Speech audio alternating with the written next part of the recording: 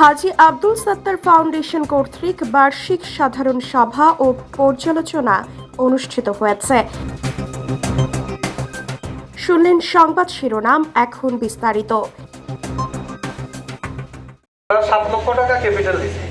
15 মে সন্ধ্যায় নাঙ্গলকোটের বাঙ্গুরটা food village রেস্টুরেন্টে সভায় ফাউন্ডেশনের কার্যক্রম, দারিদ্র্য বিমোচন প্রকল্প, নুরানি তৃতীয় শ্রেণীর বৃত্তি পরীক্ষা এবং ফাউন্ডেশনের উপদেষ্টা কমিটি গঠন নিয়ে আলোচনা করা হয়।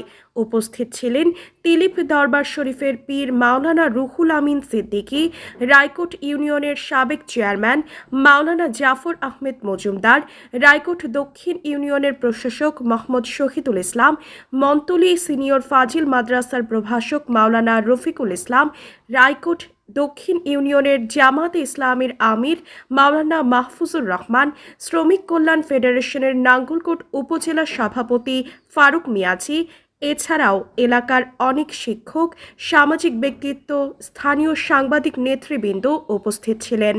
সর্বশেষ ফাউন্ডেশনের সভাপতি আব্দুল মান্নান সবার জন্য দোয়া এবং ফাউন্ডেশনের কার্যক্রম সুষ্ঠুভাবে পরিচালনার জন্য সবাইকে পাশে থাকার আহ্বান করে সভার সমাপ্তি ঘোষণা করেন। আমি দেখছি, আপনারাও জানেন, আলেমুলামারা আছেন, নুরানিতে কেউ কাজ করে নাই। আমি আগাই এসে, আমার সাথে আমাদের এলাকার লোকজনও আগাই এসছে। এখানে অনেক অনেক সমস্যা। আমি বাংলা শিক্ষিত, কম শিক্ষিত মানুষ, আমার দ্বারা কি এত আমজাম দেওয়া একেবারে অসম্ভব। এবং এই অল্প লোকজন নিয়ে এটারে কত যে কষ্ট, প্রশ্নকরণ, পরীক্ষা নিয়ন্ত্রণ করা, এটারে প্রাইভেসি কন্ট্রোল করা, অনেক কষ্ট। এখানে যদি তিল তিল করে আমরা কষ্ট করে করতেছি, যদি একটু এখানে দুর্নীতি বা ইয়ে হয়, তাহলে একেবারে সর্বনাশ।